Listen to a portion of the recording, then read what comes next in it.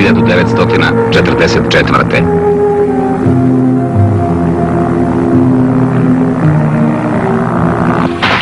Jedinice prve armijske grupe pod komandom Peha Dapčevića zajedno sa pokretnom grupom 3. i delovima 2. Ukrajinskog fronta Crvene armije pod komandom generala Vladimira Ivanovića Ždanova započele su bitku za oslobođenje Beograda. Prošle su 3,5 godine straha i neprekidnog prisustva smrti. Najzad su se po beogradskim ulicama začuli pucnji kojih se ogromna većina građana nije plašila. Posle teških i upornih borbi u kojima su učestvovali borci svih naroda i narodnosti Jugoslavije, u petak uveče 20. oktobra topovske salve su oglasile da je ceo Beograd oslobođen. Za njegovo oslobođenje dalo je život oko 3000 boraca Narodno-oslobodilačke vojske Jugoslavije i 960 crvenoarmejaca. Prve dane slobode Beograđani su provodili po ulicama. Po njima su se kretali žene, deca, staro i mlado, udišući slobodan vazduh i oduševljeno pozdravljajući svoje oslobodioce, borce Narodno-oslobodilačke vojske Jugoslavije i Crvene armije. Jedinice prve jugoslovenske armije su 8. maja 1945. oslobodile Zagreb. Sutradan u njega su svečano i triumfalno ušle jedinice 10. Zagrebačkog korpusa. Tu su i tenkovi, na čijim topovskim cevima su ispisane reči "Pozdrav Paveliću".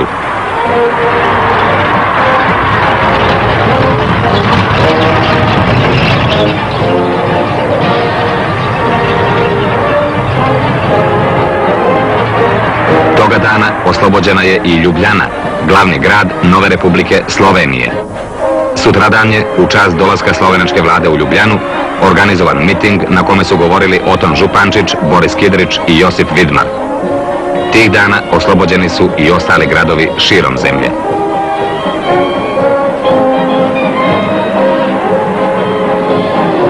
Sedam dana posle oslobođenja Beograda, 27. oktobra 1944. na Banjici, vrhovni komandant maršal Jugoslavije Josip Broz Tito vrši smotru prvog proletarskog korpusa Narodno-oslobodilačke vojske Jugoslavije i u svom prvom govoru o oslobođenom Beogradu kaže: "Ulice Beograda, zalivene krvlju sviju naroda Jugoslavije, zalivene su također krvlju herojske Crvene armije, sinova Sovjetskog saveza.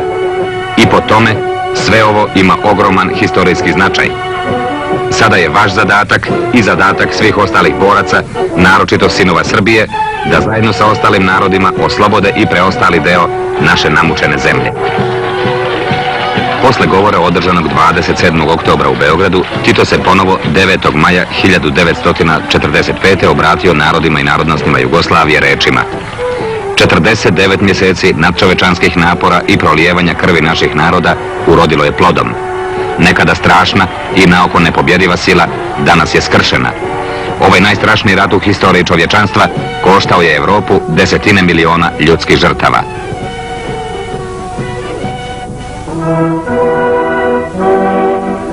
Fašizam je iza sebe ostavio pravu pustoš. Otpočelo je tužno prebrojavanje pobijenih. Retka je porodica u Jugoslaviji koja nije izgubila nekog od svojih najbližih. Stotine logora tipa Majdaneka i Jasenovca, logora grozote i smrti, ostaće na večna vremena kao jezovit spomen svim narodima da nikada više ne dopuste ponavljanje ove tragedije, da učine sve da se uzročnik te tragedije, fašizam, u korenu uništi. Zločini su počeli pojavom fašizma u Evropi i dolaskom na vlast Mussolinija u Italiji 1922. i Hitlera u Nemačkoj 1933. godine. Vladajući krugovi evropskih država, ubeđeni da su svi agresivni akti fašističkih vođa Mussolinija i Hitlera upereni protiv komunističke opasnosti, zatvaraju oči pred činjenicama. Etiopski narod i car Haile Selasije bili su prve žrtve fašističkog manijaka Mussolinija koji je 3. oktobra 1935. napao Etiopiju. Mussolini izjavljuje: "Rezultat mog i gospodin Hitlerovog sastanka bit će mir." Haile Selasije upozorio je društvo naroda: "Ja, car Abisinije, stojim danas ovdje da tražim pravdu i pomoć mom nezaštićenom narodu nad kojim se vrši veliki zločin. Tražim to na osnovu obećanja koje je ovdje dalo 50 naroda."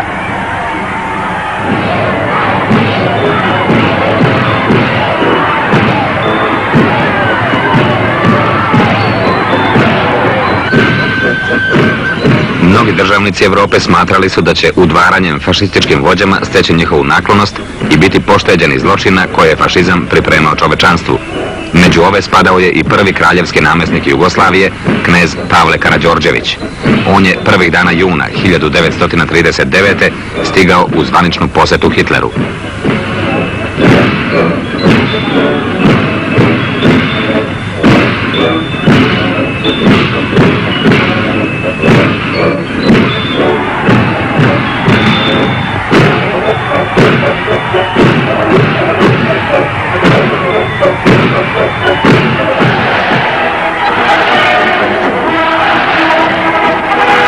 Nacističke glavešine su knezu Pavlu priredile pompezan doček. Pripremajući se za agresiju na Poljsku, Hitler je, tobož u znak počasti svojim gostima, priredio grandioznu vojnu paradu u kojoj je učestvovalo oko 50.000 vojnika.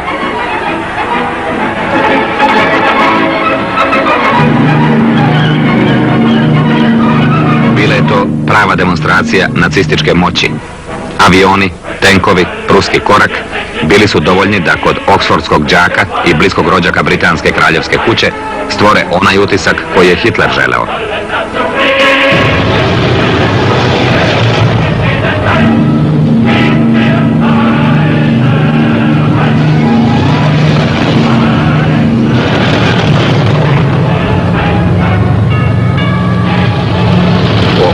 U zemlju, Pavlov vojni savjetnik koji je bio u njegovoj pratnji, general Milan Nedić, iznoseći utiske stečene u Berlinu, svojim sabesednicima je govorio: oni su strašni, ni đavo ih neće pobediti.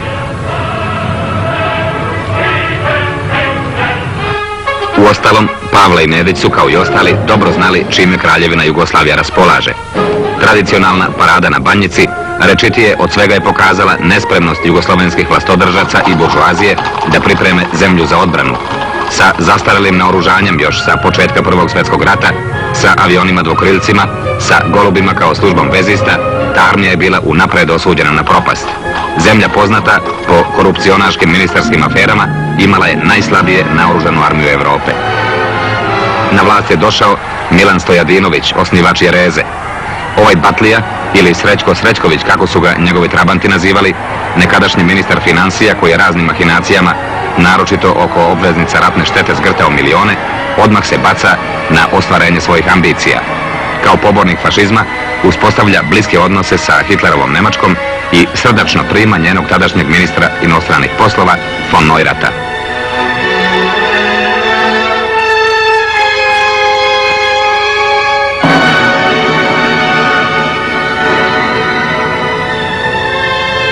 Ubrzo zatim prima u posjetu i grofa Ćana, Mussolinijevog zeta i ministra spoljnih poslova. U Jugoslaviji se i dalje održavaju komične vojne parade. Kraljica i prestolonaslednik mogu da posećuju konjske trke i da prisustvuju slavi konjičke garde, koliko dekorativnoj, toliko i besmislenoj.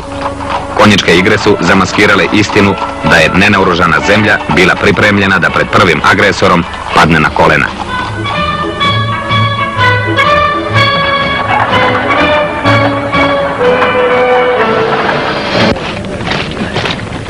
Vojna parada na Banjici pokazala je nespremnost jugoslovenske buržoazije da pripremi zemlju za odbranu. Ova četnička parada je samo u nizu obmana naroda o spremnosti da se zemlja brani. Uz igru, piće i pesmu spremte četnici uoči rata, ova vesela Srbadija brzo će u ratu zapevati: drma mi se, na šubari cveće, zaklaćemo, ubićemo, ko se nama neće. To su ponavljali i građanski političari. Uz blage osmehe i srdačne pozdrave Vlatka Mačeka pripremala se još jedna izdaja. Po ugledu na profašistu Stojadinovića i Maček je imao svoje parade seljačke straže. Maček i knez Pavle podjednako su uživali u konjima. Doći će dan kada će sa podjednakim interesima poći u zagrljaj Hitleru. Ovo je zlokobna slika početka jedne izdaje. Sve je to Hitler vrlo dobro znao. Hitler, vođ nacističke Njemačke i kancelar jedne moćne države, nije se ustezao da lično ode na podvorenje isto tako moćnom vlasniku fabrika koje su mogle da budu upregnute u ratnu mašineriju. Hitler je lično posjetio Krupa u njegovom dvorcu i tako pridobio njemački krupni kapital za svoje osvajačke ciljeve.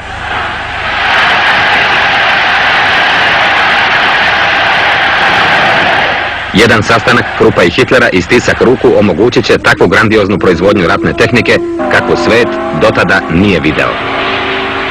Proizvodilo se na stotine hiljada topova svih kalibara, desetine hiljada tenkova i aviona, stotine brodova i podmornica. I svijet će tek da osjeti šta je ovo značilo.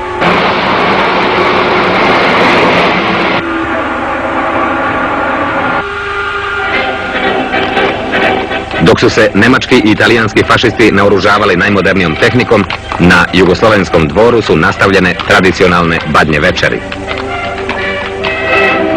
Knez Pavle se osjećao zadovoljan pod skutima Hitlerove soldateske.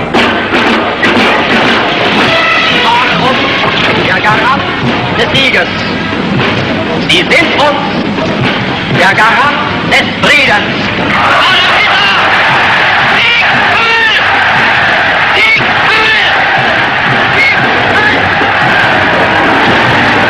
Sa manifestacijama moći na jednoj strani počele su manifestacije slabosti na drugoj. Prva na redu bila je Čehoslovačka.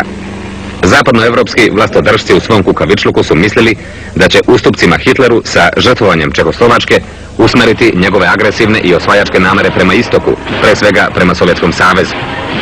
29. septembra 1938. godine u Minhenu Chamberlain, Daladier, Mussolini i Hitler sastali su se da bi im Hitler izdiktirao uslove. I bila je samo puka formalnost da Chamberlain, Daladier, Mussolini i Hitler u ime svojih vlada stave potpise na Minhenski sporazum. Na sporazum koji će otvoriti nove, stravične stranice čovečanstva. Na aerodromu u Londonu pred masom sveta Chamberlain je mahao Minhenskim paktom kao garancijom da je mir spasen. Mir je spasen, mir je spasen, vikao je dotada hladni Englez okupljenim istomišljenicima koji su mu burno aplaudirali. Mir je spasen, vikali su u Parizu prilikom dočeka Daladiera.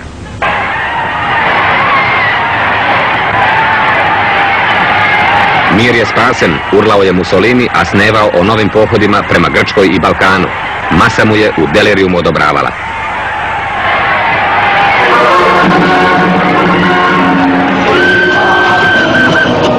Posle Minhenskog sporazuma Hitlera je u Berlinu dočekalo preko 1 milion ljudi.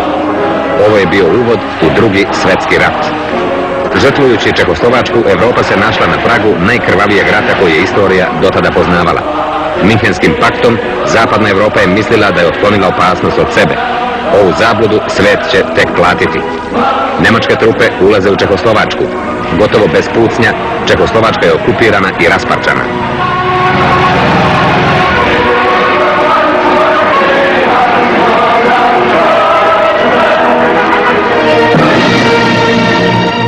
Centralni komitet Komunističke partije Jugoslavije je ukazivao da će prvi korak fašističke Nemačke, okupacija Čehoslovačke, neminovno dovesti do drugog koraka, do novog svjetskog rata.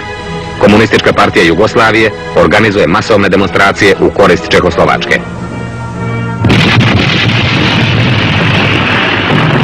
Posle Čehoslovačke prirodno Hitlerovi apetiti više nisu mogli da se zaustave. Na redu je bila Poljska. Prividno, povod je bio Danciški koridor, a stvarni razlog je nastavljanje Hitlerove osvajačke politike u takozvanom stvaranju životnog prostora.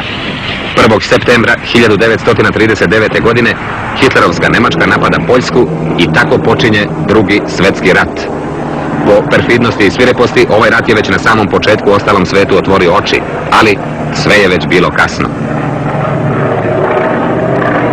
Iz svog aviona Hitler može sa uživanjem da posmatra razrušenu i opustošenu Poljsku.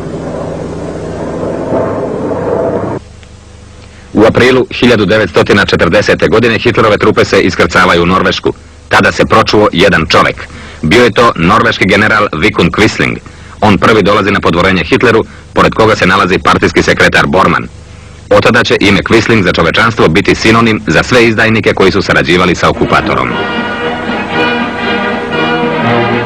Nemci su nezadrživo nastavili sa osvajačkim pohodima. Napredujući kroz Holandiju i Belgiju, ubrzo su osvojili Francusku. 14. juna nemačke trupe su umarširale u Pariz.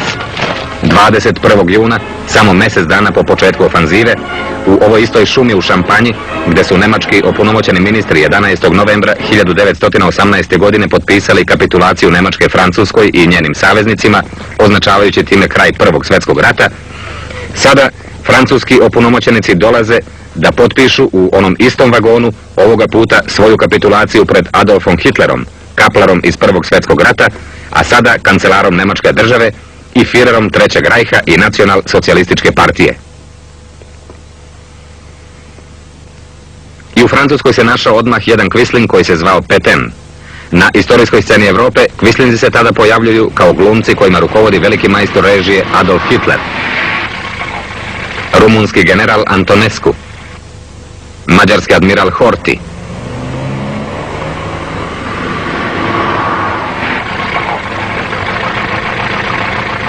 čovjek sa brkovima, bugarski car Boris, smerni udvorica i satrap Hitlera.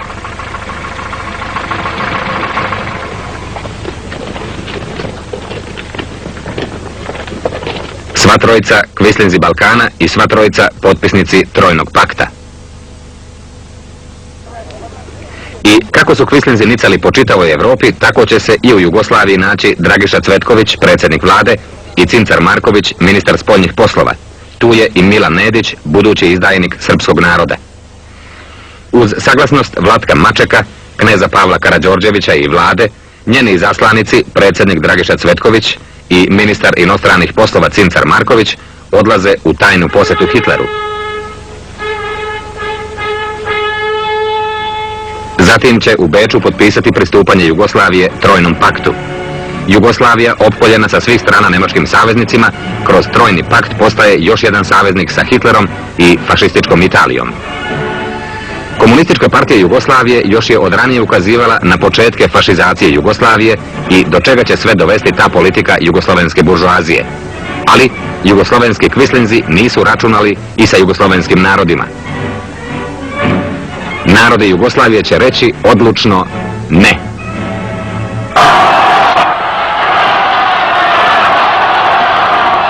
I dogodilo se ono što je Nemačku i Hitlera prenerazilo, a čitav svet zadivilo. Narod je izašao na ulice i poništio sramni pakt između Kraljevine Jugoslavije i Hitlera. 6. aprila 1941. godine oko 8 časova Goebbels i Ribbentrop saopštavaju da se Nemački rajh nalazi u ratnom stanju sa Jugoslavijom.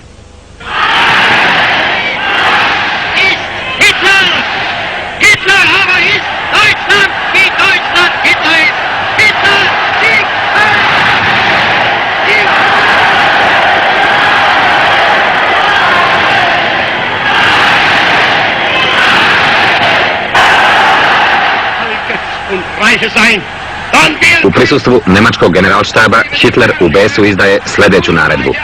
Politički je osobito važno da se udarac protiv Jugoslavije izvede bezobzirnom oštrinom i da se vojničko uništenje izvede u munjevitom poduhvatu. Rat protiv Jugoslavije morao bi biti vrlo popularan u Italiji, Mađarskoj i Bugarskoj, s obzirom na to što će se ovim državama staviti u izgled teritorijalna povećanja. Početak Barbarossa poduhvata odložiti za 4 nedelje. Bez objave rata, oko 50 divizija hitlerovske i italijanske armije napalo je Jugoslaviju.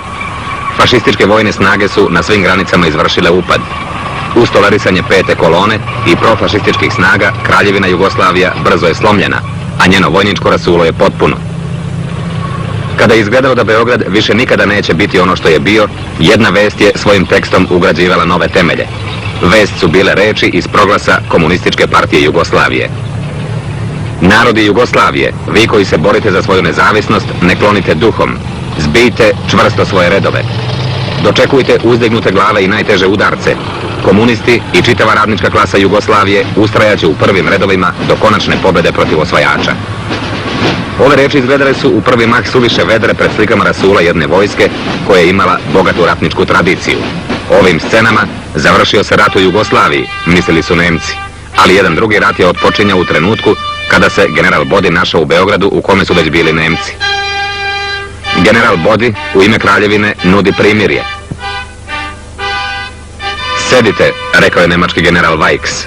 Mi smo ovdje ne da od vas tražimo primirje, nego bezuslovnu kapitulaciju. General Bodi nije imao punomoće da potpiše kapitulaciju, pa ga je general Weichs otpustio.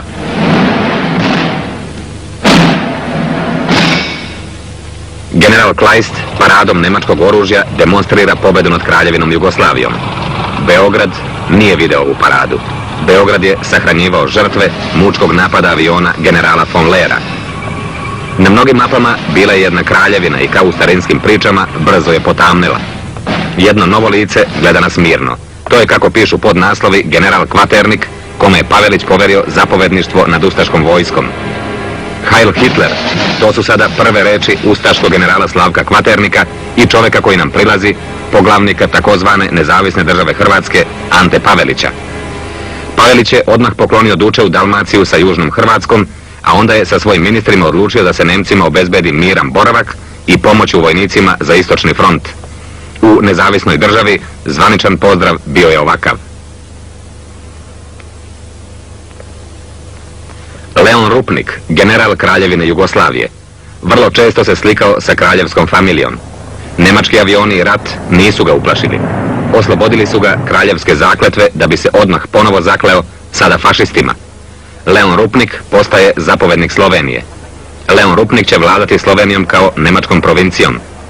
Pod Italijanima je gradonačelnik Ljubljane, a po kapitulaciji Italije postaje predsjednik pokrajinske uprave u Sloveniji. Komunistička partija Jugoslavije pozvala je narod na ustanak. Zato se nemački vojnici prikradaju, zato se plaše u zemlji u kojoj vlada prividan red i mir. Očigledno da se Rupnik, Pavelić, Nedić sa svojim svitama ovdje ne bi mogli pojaviti. Njihove zakletve na nekoliko koraka od njih već ne vrede. Odavno se umjesto pokornosti pucalo na reči zakletve i tada se događalo ono što se mora dogoditi. Znate onoga što je za Nemce rekao da ih ni sam đavo neće pobediti? E to je on. General Nedić, Milan mu je ime. To je novi vođa Srbije.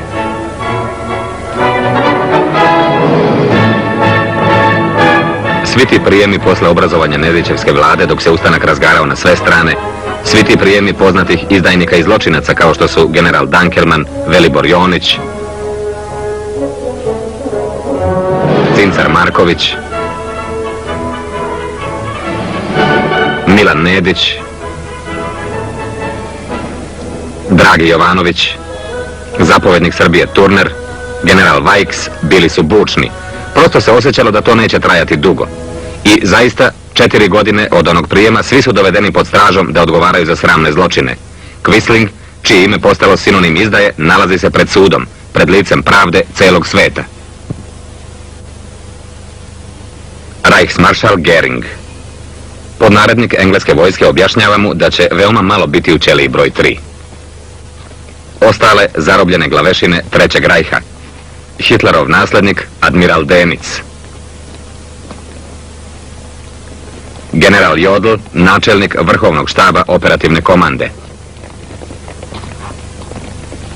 Gde su oni sjajni dani postavljeni bundama i maršalskom palicom i oni teški kilogrami koji su mu smetali da lako uđe u ekspresni voz?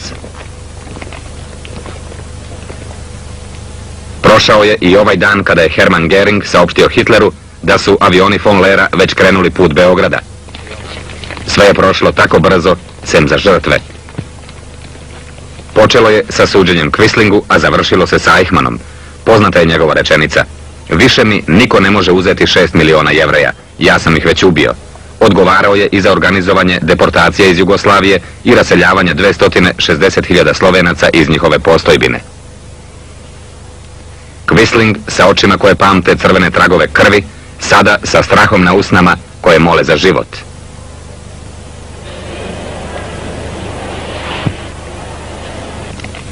Izdaja ima jedno lice zato što su razna lica radila isto. Sada ćemo da vam pričamo o ovom čoveku niska rasta i brkova ala Hitler. On je po činu general pukovnik von Lehr. Njegov život nije kratka uspomena, ali morao ga je dovesti do ove slike. Zarobljen, našao se pred vojnim sudom u Beogradu.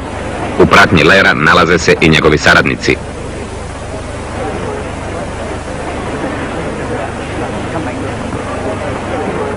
U isto vreme je suđeno i saradnicima četničkog pokreta Draže Mihajlovića. Slavko Kvaternik nalazi se opet na čelu ustaša koji dolaze na sud u Zagrebu. Iza njih je ustaša Lisak, pa nadbiskup Stepinac. U Ljubljani pred sudom je Leon Rupnik. Njegov šef, SS general Rezener. Lista zločina, odaće i liste saradnika. Mnoga pitanja na sudu objasnit će kako je partizan Šarh izgubio 3 sina. U Beogradu pred sudom pojavio se četnički komandant Draža Mihajlović. Ono što on ne bude hteo da kaže, možda će znati njegovi komandanti ili članovi Nedićeve vlade, saradnici koje vidite u laganom švenku snimatelja filmskih novosti. General Dankelman, vojni zapovednik Srbije. Neuhausen, generalni opunomoćenik Trećeg rajha za privredu u Srbiji. Ljubo Miloš, komandant diverzantske grupe ubačen u Jugoslaviju i komandant Jasenovačkog logora za vreme okupacije. General Ler, komandant vazduhoplovnih snaga za balkansko područje, naredio besomučno bombardovanje Beograda. Gering i Hitler mogli su da budu zadovoljni. Jugoslovenski narodi su rekli ne i zato će biti kažnjeni.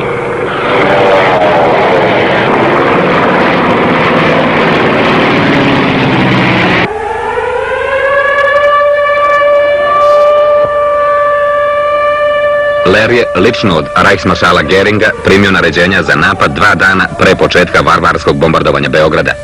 On je neprekidnim danonoćnim napadima iz vazduha uništio jugoslovenska vazduhoplovna postrojenja, a posebno je bombardovao nezaštićene civilne objekte gradova i sa naročitom surovošću Beograd. Napad je započeo u rane jutarnje sate 6. aprila 1941. godine. Ovaj mučki napad bez objave rata još više povećao gubitke nezaštićenog i nedužnog stanovništva. Na ulicama i trgovima Beograda nađen je 2271 leš, a nekoliko hiljada bilo je zatrpano pod ruševinama zgrada. Istovremeno porušeno i oštećeno blizu 10.000 zgrada. Materijalna šteta iznosila je samo u tom trenutku preko 9 milijardi dinara.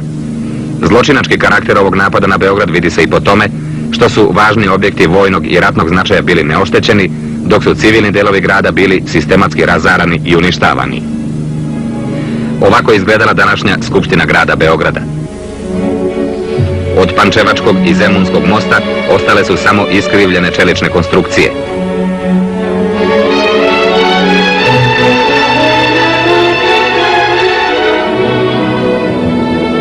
Najviše je stradao centar Beograda.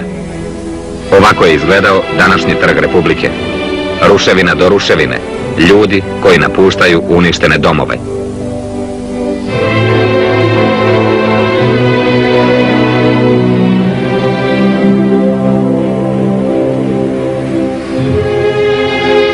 Šestoaprilsko razaranje u ovom, kao i u drugim delovima grada, bilo je potpuno i nemilosrdno. Suđenje generalu Leru pred vojnim sudom počelo je 5. februara 1947. godine. On je bio glavni naredbodavac Kvislinzima, Nediću i Paveliću, a direktive za rad dobijao je lično od Adolfa Hitlera, po čijem naređenju je sprovodio svoju terorističku politiku u Jugoslaviji. On i njegovi generali su odgovorni za masovne i teške zločine koje su izvršili u Jugoslaviji. Hitlera, po čijem naređenju je sprovodio svoju terorističku politiku u Jugoslaviji. On i njegovi generali su odgovorni za masovne i teške zločine koje su izvršili u Jugoslaviji. Sa generalom Lerom na optuženičkoj klupi se našao i general Hans Fortner, komandant 718. nemačke pešadijske divizije i komandant Istočne Bosne, kome su bile podređene sve domobranske, ustaške i žandarmerijske policijske snage na tom području koje su učestvovale u zločinačkim akcijama.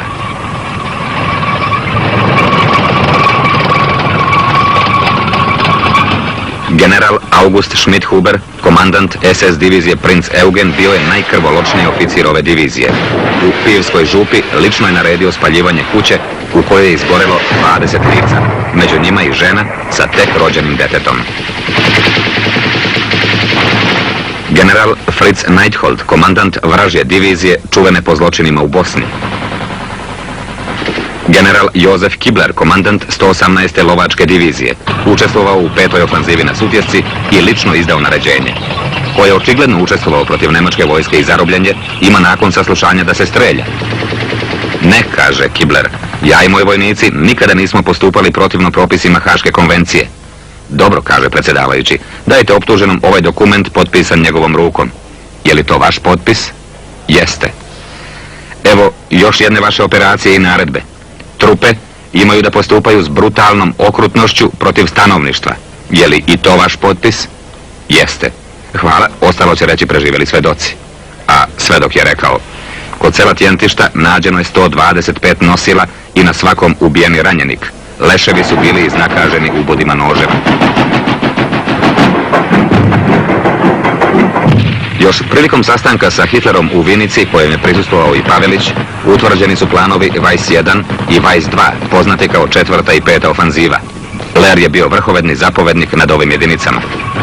Posle dugotrajnih i teških borbi, on i njegovi komandanti mogli su Hitleru da pošalju samo ovaj izveštaj. Tok borbi je pokazao da su komunističke snage pod Titovom komandom odlično organizovane, vešto vođene i raspolažu moralom koji izaziva čuđenje. Komunistima je uvek polazilo za rukom da nadoknade nedostatak teškog naoružanja u borbama prsa u prsa. Pri ovome su se pokazali kao fanatični, krajnje uporni, dobri borci.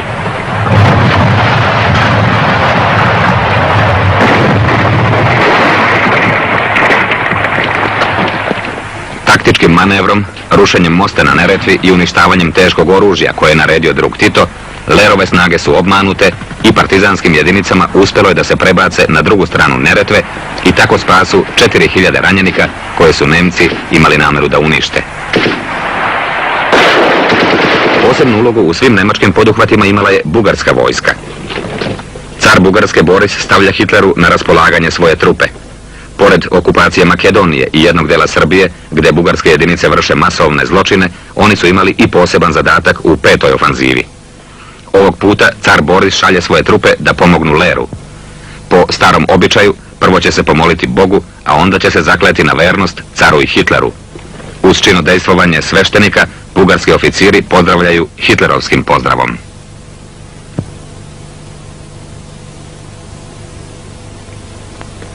Uz stisak ruku i defile pred nemačkim oficirima, i bugarska vojska će učestvovati u ofanzivama protiv jugoslovenskih partizana.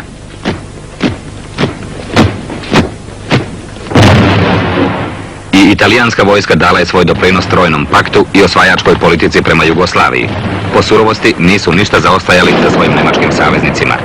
General Biroli je izdao sljedeću naredbu: vojnici Italije, vi koji se borite u Crnoj Gori i Dalmaciji, pokažite ovim varvarima da ako je užiteljica i majka civilizacije, Italija ume i da kazni neumitnim zakonima pravde.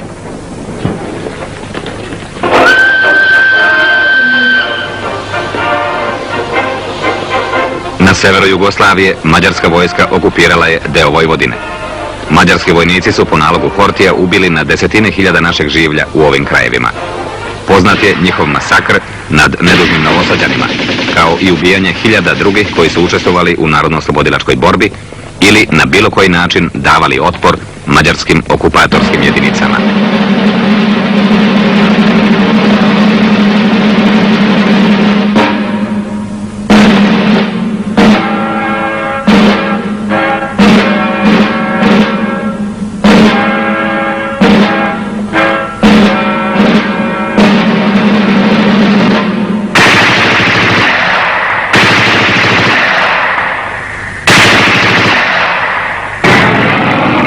Posle neuspeha, Lehr ne posustaje.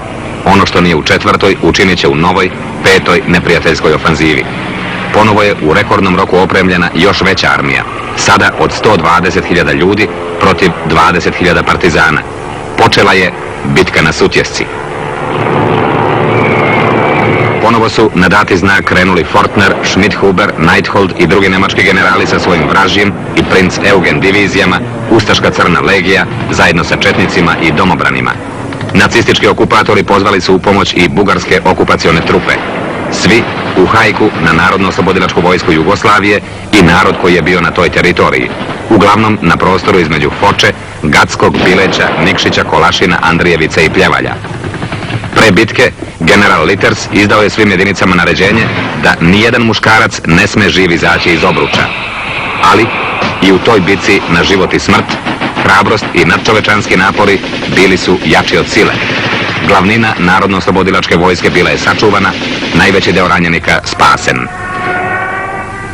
Zločini koji su u toj operaciji vršeni nad mirnim stanovništvom, kao i nad pripadnicima Narodno-oslobodilačke vojske, prevazilaze po obimu i svireposti gotovo sve što je nemački nacizam počinio na našoj zemlji i ostaju bez primjera u istoriji ovog rata. U ovim borbama poginulo je i ranjeno oko 7000 partizana, a na samoj Sutjesci ranjen je i drug Tito. Tako je bitka na Sutjesci za Lera značila nov poraz, ali mu je dala novu ideju. Bilo mu je očigledno da ga u ratnim operacijama Tito nadmudruje. Ler je ponovo kod Hitlera sa novim planom: izvršiti direktan udar na vrhovni štab partizana i uhvatiti Tita, naravno živog. Na sudu Ler nije komentarisao ovaj svoj poduhvat. Drvar, gdje se u maju 1944. godine nalazio vrhovni štab sa Titom na čelu. Ovdje su bile i savezničke misije. Operacija na Drvar počela je pre nego što je iskočio prvi padobranac. Više mjeseci vršene su pripreme za desant na Drvar. A kada su padobranci iskočili, bio im je to 1000. let zbog jednog cilja, zbog jednog čoveka, zbog Tita. Sve je bilo izračunato. Svaki je pao na mesto za koje je bio određen. Svako je ubijao kako su mu rekli. I najzad bili su poubijani od proleterskih jedinica pitomaca oficirske škole u Drvaru i drvarskih skojevaca. U vojnim arhivama Wehrmachta nije nađen nikakav komentar neuspelog nemačkog desanta na Drvar. Na sudu Ler hoće da izgleda kao vojnik koji ne misli, nego samo izvršava svoju dužnost. Kao Ler radio je i komandant divizije general Lončar, čovjek koji je organizovao streljanje u Kragujevcu. Njegov oficir Koenig izvršio je naređenje o streljanju 7000 ljudi. Lončar kaže da se nije slagao sa formom kako je streljanje izvršeno. Na pitanje sudije da li je bila potrebna ova forma odmazde, general Lončar kaže da mere odmazde smatra uopšte opravdanim, ali osuđuje Koeniga što je streljao 144 dece ispod 14 godina i 5 dece ispod 12 godina. Kvaternik, drugo odelo, crvene oči od pitanja i odgovora na sudu. Osnivač nezavisne države Hrvatske nemirnim očima kopca u ratu kontroliše zakletvu pomoću 3 prsta, dok ustaše prete poznatom pesmom "Zaklaćemo, poklaćemo, kosa nama neće". Pred uvek prisutnim nemačkim oficirima Ante Pavelić proglašava Slavka Kvaternika za vrhovnog vojskovođu. Našim prijateljima Nemcima pokazujem ovu sekiru koja neće biti samo simbol da sam danas postao vrhovni zapovjednik. Kunem se ovim osvećenim zastavama da ćemo u znaku sekirice uništiti ustanike.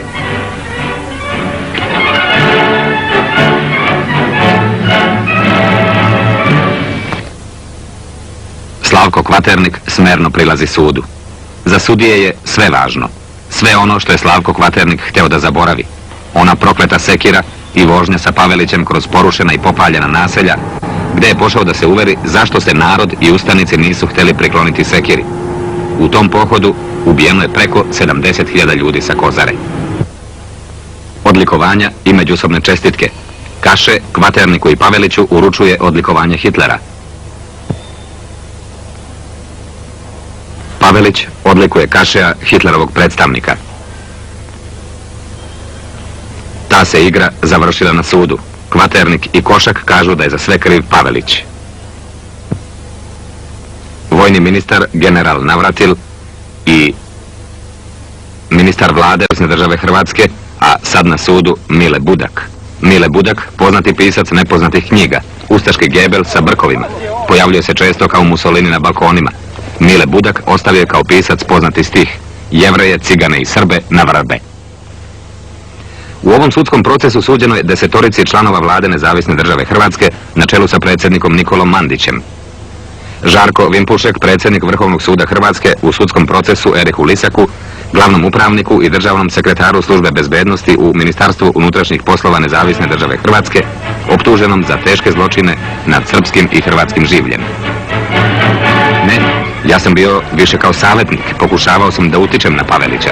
Govorio sam mu da u svojim besedama ne imitira Hitlera. Ali ovi snimci u stilu Hitlera pokazuju da Erich Lisak nije bio statista i savjetnik, već stvarni zapovednik ustaških snaga zajedno sa Bobanom i Francetićem.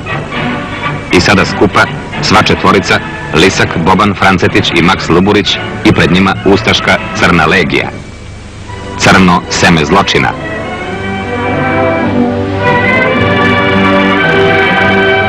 Erich Lisak, podstrekač na ubijanje. Boban, poznati ustaški ubica, na grobljima logora i zločina, nevino je čuvao stada ovaca da bi prikrio masovne zločine koje je počinio. Bobanovi snimatelji za bioskopske gledaoce snimali su u svojoj režiji kako Crna legija zarobljava partizane. Film su prikazivali u Rimu, Berlinu i Europi da bi se vidjele uspješne operacije legije protiv partizanskih ustanika. Ali ovo je sve izazivalo grohotan smeh po gradovima Europe i kada je Goebbels video ovu storiju, naredio je da se ta lakrdija izbaci sa javnog prikazivanja. Da bi prikrile svoju režiju, ustaše su pobile nevine statiste seljake koji su učestvovali u ovom snimanju. Na pitanje predsjedavajućeg Lisjak odgovara: ja se ni za šta ne osjećam krivim, ali svedoci će reći pravu istinu. Mene su ubadali nekoliko puta. Mene su klali ovde nožem. Sa Lisjakom na optuženičkoj klupi se našao i zagrebački nadbiskup Alojzije Stepinac.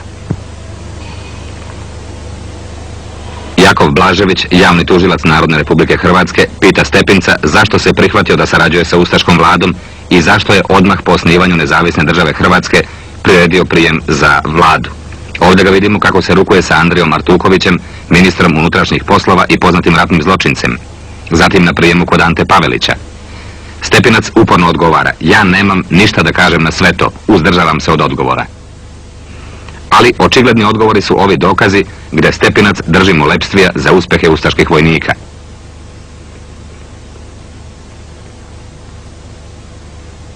Posebno je dokazano da je sa Stepinčevim znanjem vršeno nasilno pokrštavanje Srba.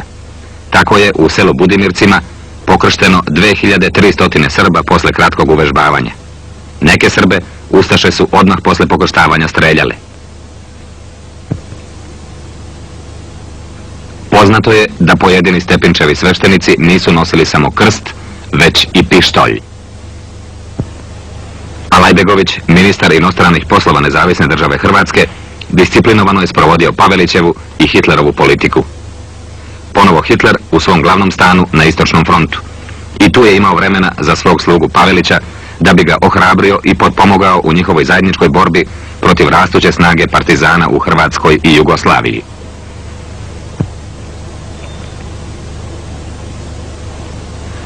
Ovi ministri Nezavisne države Hrvatske sada su na sudu zajedno sa Nikolom Mandićem, predsjednikom vlade, gdje odgovaraju za zločine počinjene nad jugoslovenskim narodima. Nekada osioni na vlasti, sada samo imena u nizu poznatih zločinaca.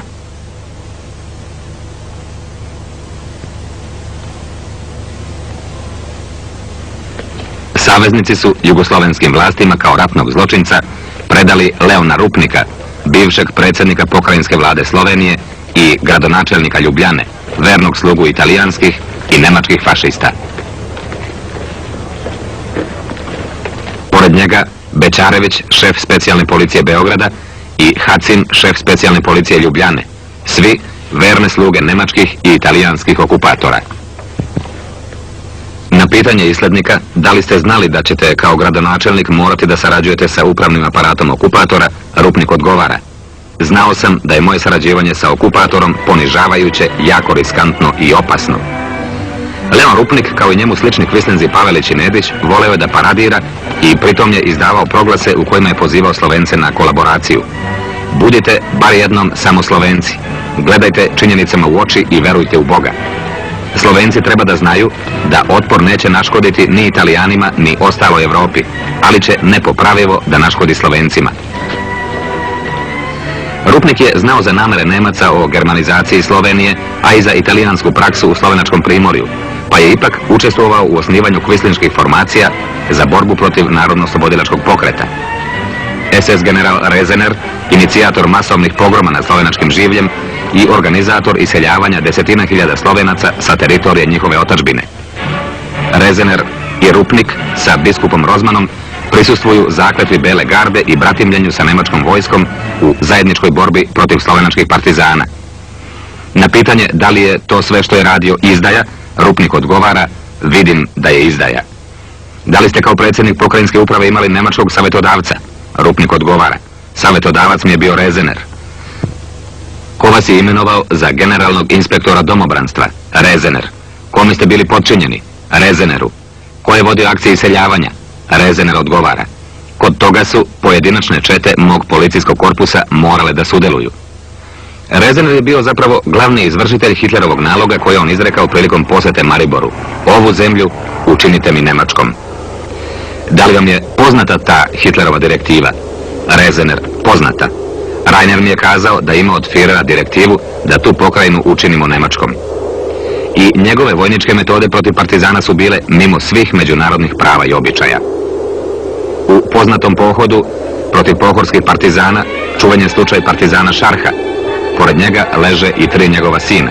Poginula su u borbi sa Nemcima i domobranima, a Rupnik i Rezener im je zato dodeljivao priznanja. Kao glavni krivci za sva zla nanesena Slovencima, Rezener i Rupnik na sudu optužuju jedan drugoga. Rezener izjavljuje: ne priznajem da sam kriv i ne osjećam se ni u kom pogledu svesno krivim. Moguće je da sam nesvesno bio delimično kriv. On je dakle nesvesno potpisivao ovakve plakate na osnovu kojih se vidi da je samo po njegovoj naredbi streljano preko 3000 Slovenaca i izdavao naređenja nemačkim jedinicama da ubijaju i pale sve pred sobom.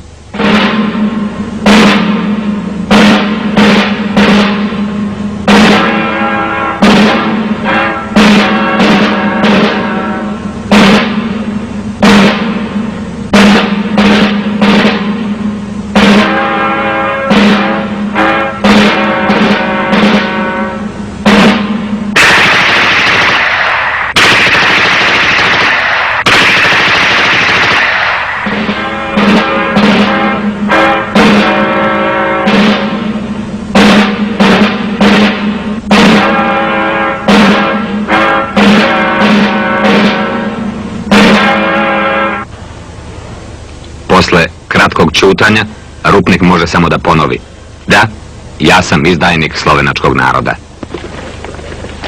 10. juna 1946. godine u Beogradu je počelo suđenje Draži Mihajloviću i njegovim saradnicima. Ovo suđenje izazvalo je veliko interesovanje domaće i strane štampe i javnosti.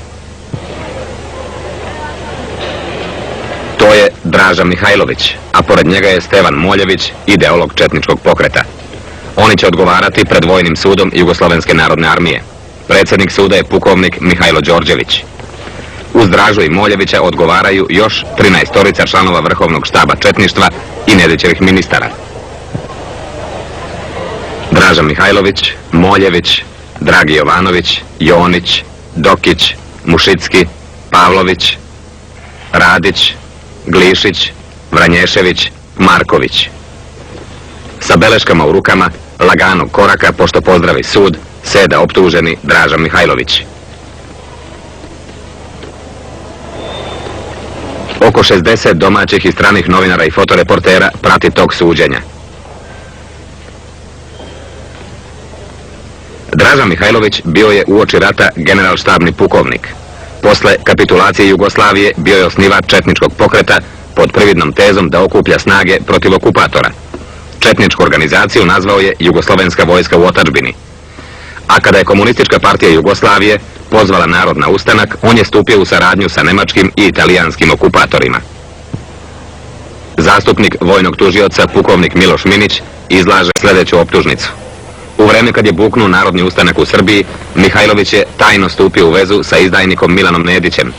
Mihajlovićeva delegacija zaključila je sporazum kojim se predviđa da Nedićeva vlada i Draža Mihajlović sarađuju u borbi protiv partizana. Kao svedok pred sud dolazi i Dušan Simović, izvršilac udara od 27. marta, predsjednik vlade u emigraciji. On na sudu izjavljuje: moje lično mišljenje bilo je da treba da se ujedinimo protiv okupatora. To je bio jedini naš neprijatelj. Ali pojedinci su vodili propagandu u korist Draže Mihajlovića. Tužilac Minić kaže: za razliku od ostalih izdajnika, Mihajlović je dugo uspevao da obmanjuje saveznike i čitav svet. Igrajući lukavo borca protiv okupatora, on se novembra 1941. godine sastaje sa predstavnicima Gestapoa i Abvera. Mihajlović ne razume o čemu je reč, zapravo on ne čuje kada mu je to nezgodno. Činjenice govore drugčije. U ovu zgradu četnici su novembra 1941. godine smestili jednu grupu od 300 zarobljenih partizana, a zatim ih sproveli u selo Slovac kod Valjeva i tamo ih predali Nemcima. Mihajlović tvrdi da on nije naredio da se zarobljeni partizani predaju Nemcima. Na suočenju sa Dražom, četnički komandant Škavović tvrdi obratno. Ti si izdao Đoki Tešmanoviću naređenje da partizane izruči Nemcima, a on je to naredio meni. Mihajlović odgovara. Nisi ti predao Nemcima te partizane, ti si ih Škavoviću prodao. Za svaku glavu dobio si novac od Nemaca. I Škavović i Tešmanović i dalje su ostali četnički komandanti Mihajlovića. Prodati ili predati od strane četnika Nemcima, od njih 300 streljano je 269 partizana. U borbi protiv partizana Draža je našao sebi za bliske saradnike Kvislinge. Ovo je jedan od njih, Dragi Jovanović, šef specijalne policije grada Beograda. Predsjedavajući Đorđević pita, da li znate šta o vezi Draže Mihajlovića sa Milanom Nedićem? Optuženi Jovanović, ja znam o sastanku Draže Mihajlovića sa Milanom Nedićem. Taj sastanak sam ja ugovorio. Avgusta mjeseca bio sam pozvan od Kalabića na jedan sastanak sa njim, Neškom Nedićem i Račićem, četničkim komandantima. Račić je rekao, mi smo uvereni u vaše prijateljstvo i pozvali smo vas da organizujete sastanak Milana Nedića sa Dražom. Ja sam rekao da mogu organizovati taj sastanak i on je održan u selu Ražanu kod Valjeva oko 20 časova uveče. Tu su se Draža i Nedić sporazumeli o isporuci oružja i novca i o tome da Nemci neće napadati četnike, na što je Nedić rekao, a vi meni garantujete da sve ovo neće biti upotrebljeno protiv okupatora. Mihajlović kaže, da sam ja znao da ste vi organizovali banjički logor, vi mi iz Beograda ne bi izašli. A ceo taj razgovor i sastanak sa Nedićem, to je velika moja greška, to je tačno. Tužilac, vi ste bili obavešteni oficir pre rata. Kako niste znali da je Jovanović također policijski obaveštajac i nemački saradnik? Vi i Jovanović znate se još od pre rata. Ovo su rezultati te saradnje između četnika, Nedića, Dragog Jovanovića i Draže Mihajlovića.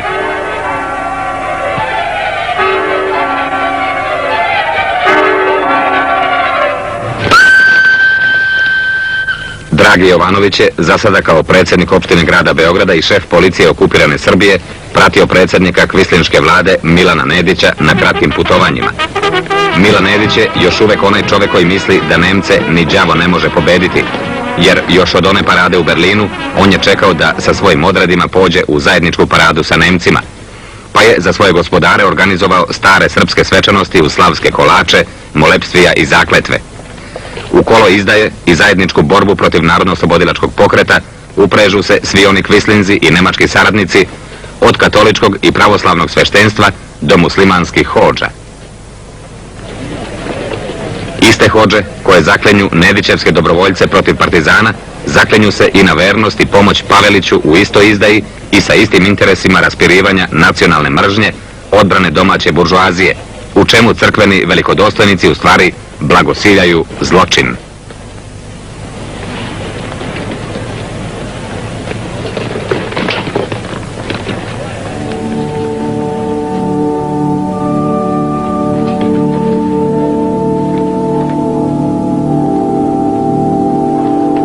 Uz iste obavezne rekvizite, krst, kamu i revolver, zaklenju se katolički sveštenici i ustaška vojska, kao i pravoslavni popovi i četnički odredi. Pod istim blagosiljanjima svima je služenje okupatorima iznad nacionalnih interesa i slobode svoje zemlje. Nacionalne buržoazije i kapitalisti, čiji su kvislinzi bili samo predstavnici, održavali su širom zemlje komemoracije poginulima u borbi protiv partizana. Iste takve komemoracije u znak zahvalnosti održavane su i izginulim nemačkim oficirima. Tako su svaki dan i Nemci i izdajnici držali sveće u rukama. SS general Meissner, zapovednik nemačke policije u Srbiji. Oko njega su Nedićevski ministri, pukovnik Miller, komandant logora na Banjici, koji su se sada svi zajedno našli na optuženičkim klupama da pred licem naših naroda odgovaraju za izdaju i zločine. Na pobune koje su se u Srbiji, a i čitavoj Jugoslaviji pretvorile u sveopšti narodni ustanak, kaznene ekspedicije su odgovarale masovnim strelištima.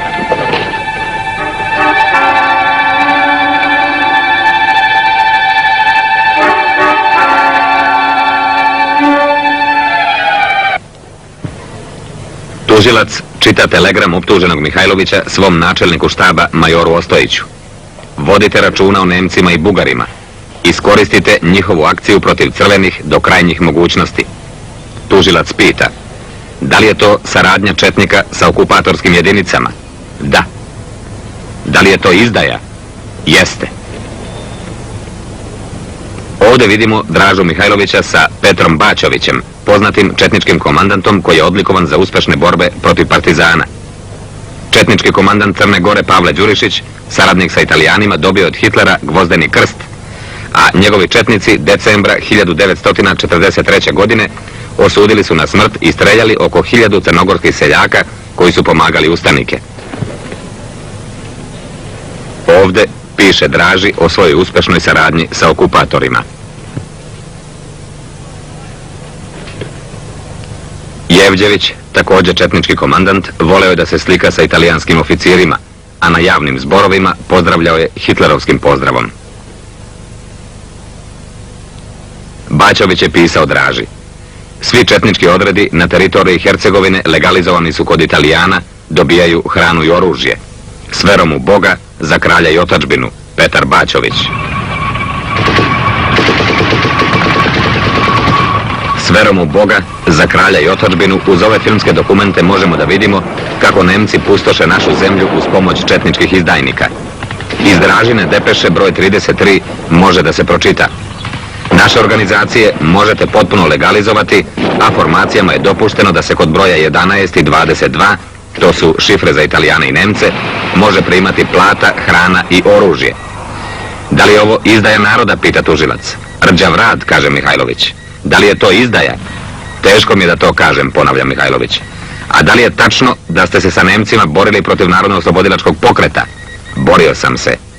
Pod predsjedništvom Mihajla Đorđevića prvi i jedan od najvažnijih procesa jeste javno suđenje Vojislavu Lukačeviću i Dragutinu Keseroviću, četničkim komandantima, jula 1945. godine u Beogradu.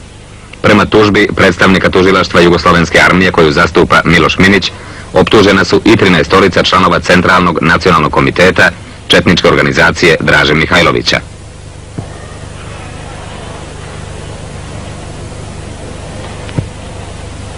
Među njima dr. Đura Đurović. Pored članova političkog i vojnog rukovodstva četničke organizacije Draže Mihajlovića, sudu je privedena i grupa poznatih špijuna, terorista i diverzanata: Branko Gašparović-Gara, oficir gestapoa Anton Švarc, Mladen Terzić. Ponovo smo na suđenju Draži Mihajloviću. Četnički komandant Miloš Glišić kaže da je Mihajlović dozvolio da se izvrši napad na Užice koje su držali partizani. To nije istina, kaže Mihajlović. Istina je, uzvraća Glišić.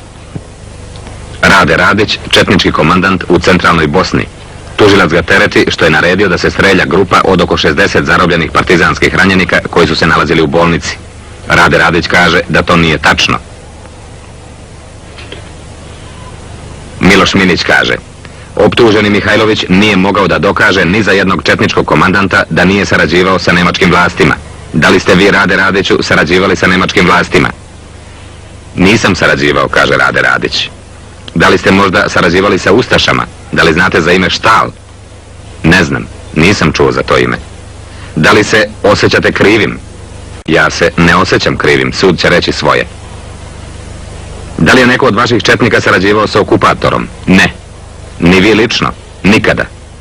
Dobro, sada nam objasnite šta vidite na ovoj fotografiji. Pogledajte dobro ko su ljudi na toj fotografiji. Taj levo, ko je? Ne znam. Ko je taj u sredini? Neki oficir Pavelić. A onaj desno, to sam ja. Taj levo je nemački general Štal koji u pratnji Pavelića obilazi nemačke i ustaške trupe na položajima odakle će uskoro početi napad na Kozaru.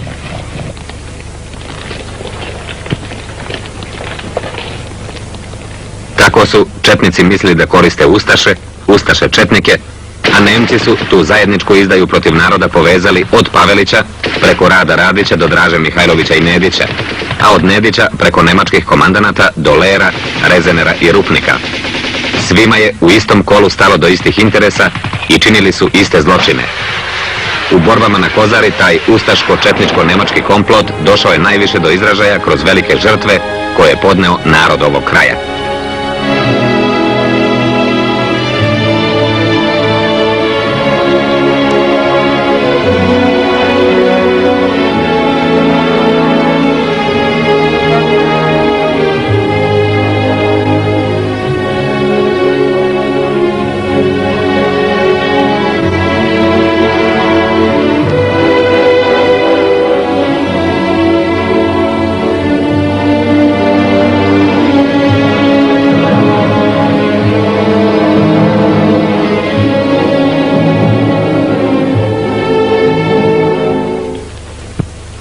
Posle svih ovih dokaza, Draža sedi na optuženičkoj klupi bespomoćan. U svoje vreme, kao takozvani vrhovni komandant vojske u otadžbini, i on je znao da priređuje četničke parade. Zato je imao puno razloga u ukazima i priznanjima koje mu je dodeljivala jugoslovenska vlada u emigraciji i pritom uporno prikrivala pravu istinu o izdaji Draže Mihajlovića, a širila klevete protiv narodno-oslobodilačke borbe. General Štali Pavelić će nastaviti sa smotrama svojih jedinica i sa dodeljivanjem odlikovanja za iste zasluge za koje su ih dobijali i četnici.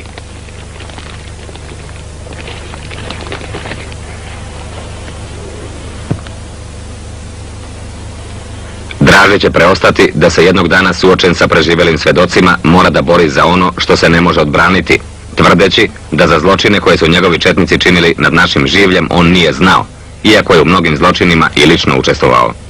U Vraniću je izvršen pokolj 72 meštana, 10 grobova porodice Milijana Pantića. U njima leže jedan pored drugog deda Josip, 90-godišnji starac, i njegov 2-godišnji praunuk. 5-mesečnu unuku Ilije Ilića četnici su ubili u Kolevci. Slovo Z bit će jedan od tih simbola. Vojni tužilac pita: optuženi Mihajloviću, objasnite šta je značilo slovo Z u poruci preko radio Londona. Slovo Z, pa to je jedno malerozno slovo, to je značilo zaplašiti, zastrašiti. Koga zaplašiti? Pa razne neprijatelje. Da li Nemce? Nije Nemce. Nego oni koji sarađuju s Nemcima. Nedićevce, pita tužilac. Pa i njih, kaže Mihajlović. Koga još? Pa i sve one koji nas ometaju u radu, seljaki. Zašto seljaki? Ako kriju izdajnike. Koga ste još plašili? Pristalice partizana. Da li je slovo Z bilo samo da se neko zaplaši ili je to značilo nešto drugo? Samo to. Z znači zaplašiti, zastrašiti. Dobro, onda ću vam ja reći. Slovo Z bio je znak emitovan preko radio Londona i značio je zaklati. Slovo Z koje su vaši četnici imali upravo na Kami. Slovo Z značilo je zaklati. Uostalom, vaši komandanti su vodili uredne spiskove ljudi koji su dolazili pod slovo Z. Čitajte sami. Likvidirati, internirati, likvidirati, likvidirati, internirati, internirati, likvidirati, internirati. Jeste li imali logore za internaciju? Gde ste onda internirali ljude koje ste stavili pod slovo Z, koje ste zaplašili? U logore. Čije logore? Pa u nemačke logore su ih terali. Hvala, ja više nemam pitanja.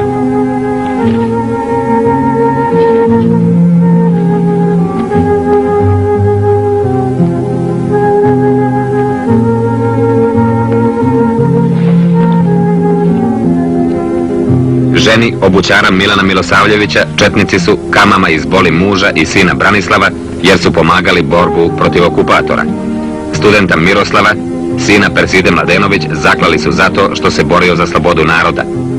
Miroslava su četnici odvukli iz kuće i zaklali na jednoj njivi izvan grada. Majka je našla unakažen leš svoga sina na kome je bilo preko 30 uboda. Persida Mladenović čuva uspomenu na svog sina. Odelo ubijenog Miroslava razrezano je na mnogo mesta i beli šal sav je isečen kamama.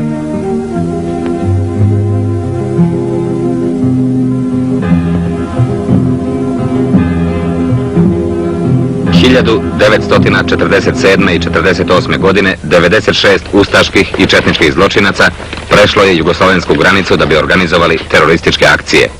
Uskoro je svih 96 pohvatano i svi su se našli na sudu.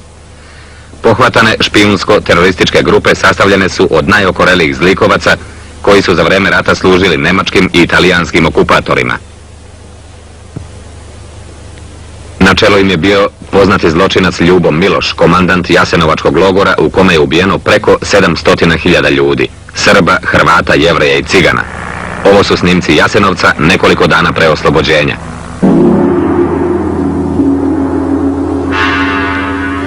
Kao da je sa onim ljudima koji su ovdje mučeni i ubijani, ubijen i Gradić na ušću Une u Savu.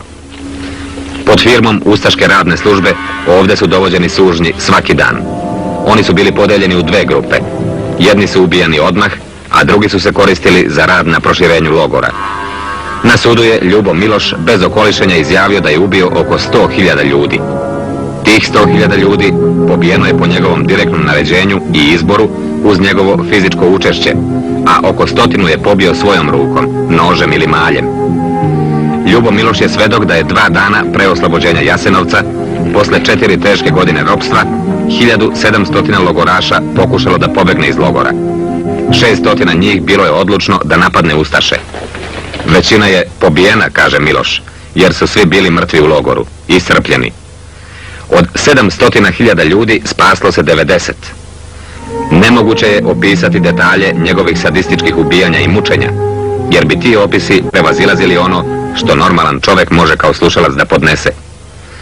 Sakupljao je po nekoliko stotina zatvorenika na poljanu, a onda, zajedno sa grupom nahuškanih ustaša, ulazio u gomilu i ubijao i klao koga stigne. Maks Luburić, šef Pavelićevog obezbeđenja i upravnik svih koncentracionih logora.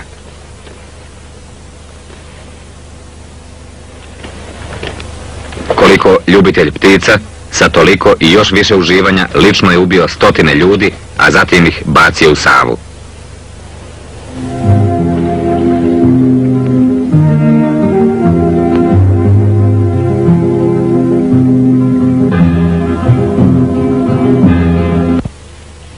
Sudu prilazi Božidar Kavran, zapovednik svih ustaša u nezavisnoj državi Hrvatskoj.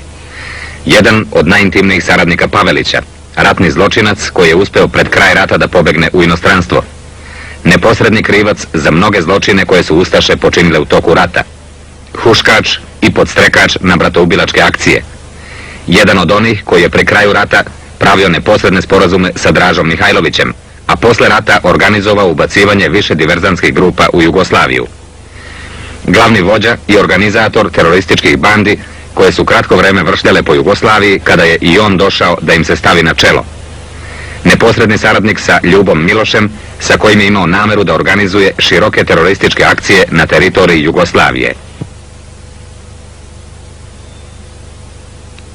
Sada se sa svima njima nalazi na optuženičkoj klupi.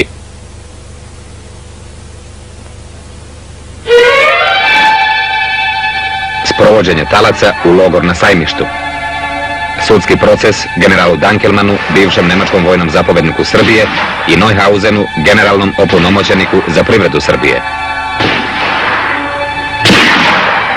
Dankelman je neposredno izdao naredbu za vešanje 5 rodoljuba na Terazijama i naredbe za streljanje 100 lica za jednog ubijenog nemačkog vojnika, a 50 za jednog ranjenika, i za spaljivanje i streljanje 50 stanovnika.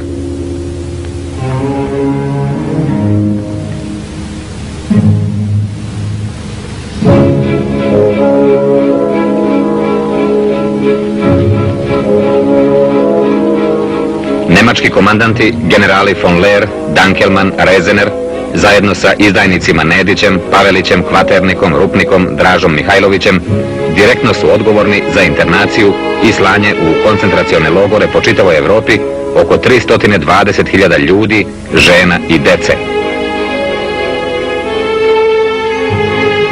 Narodi Jugoslavije u Narodno-oslobodilačkom ratu su podneli velike žrtve u krvi i životima najboljih svojih sinova.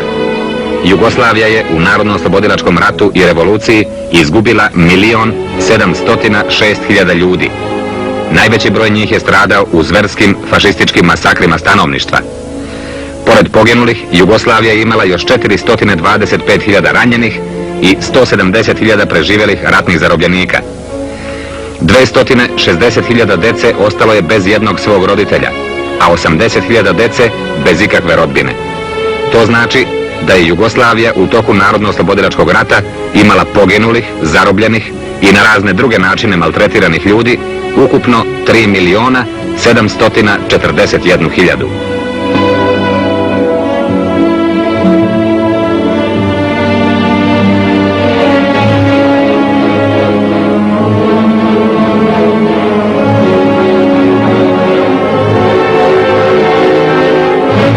U odnosu na gubitke 18 zemalja koje su ratovale protiv Nemačke, kao što su Sjedinjene Američke Države, Velika Britanija, Francuska i ostale, izuzev Sovjetskog saveza i Poljske, Jugoslavija sa 1.706.000 žrtava zauzima prvo mesto u pogledu gubitaka ljudskih života.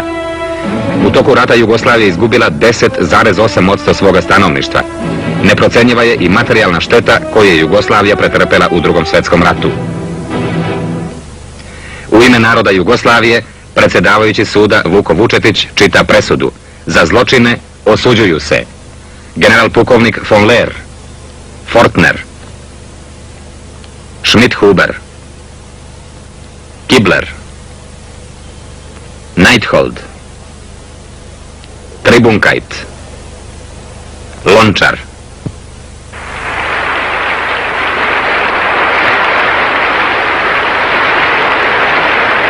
Osuđuju se četnički komandanti organizacije Draže Mihajlovića, Dragutin Keserović, Vojislav Lukačević, Vojin Vojinović. Predsjedavajući suda Ivan Podrugač izriče presudu za osnivanje nezavisne države Hrvatske i ustaške zločine Slavku Kvaterniku, Košaku, Alajbegoviću, Milu Budaku, Nikoli Mandiću. Presuda grupi ustaških generala Artur Gutović, Đuro Grujić, Mirko Gregorić, Moškov, Franjo Đal. Žarko Vimpušek, predsjednik Vrhovnog suda Narodne Republike Hrvatske, čita presudu kojom se osuđuje ustaški pukovnik, a posle rata ubačeni diverzant Erich Lisak, zajedno sa Alojzijem Stepincem, sa kojim je ostvario saradnju po ilegalnom povratku u Jugoslaviju.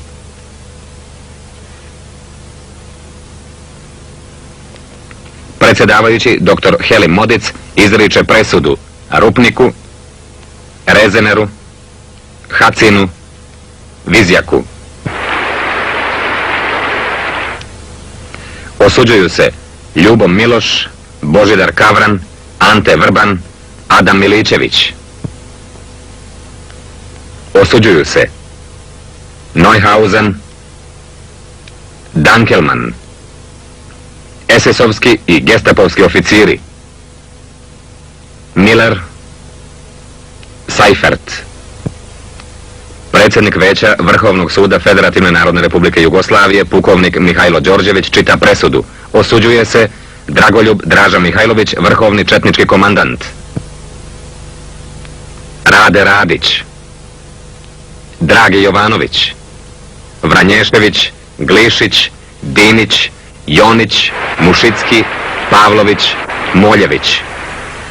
U ime naših naroda, u ime svih onih sinova i kćeri naših naroda koji su položili svoje živote za oslobođenje naše zemlje ispod jarma fašističkih okupatora i njihovih slugu, u ime majki koje su dale svoje sinove za oslobođenje naše zemlje, u ime dece koja su ostala bez očeva, u ime svih žrtava fašističkih okupatora i njihovih pomagača, osuđuju se da se više nikada ne vrate i da se više nikada ne ponovi zlo koje su naneli narodima Jugoslavije.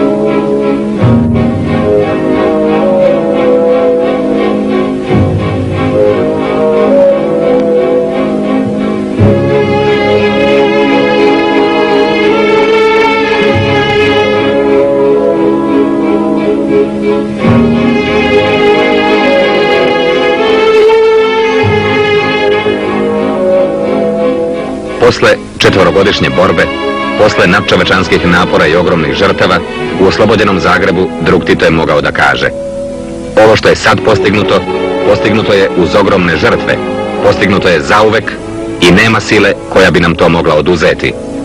To je rezultat ove veličanstvene borbe, rezultat spremnosti onih koji su se borili i koji su ginuli za tu veliku tvorevinu naših naroda. Naši narodi nikada ne smeju da zaborave te žrtve.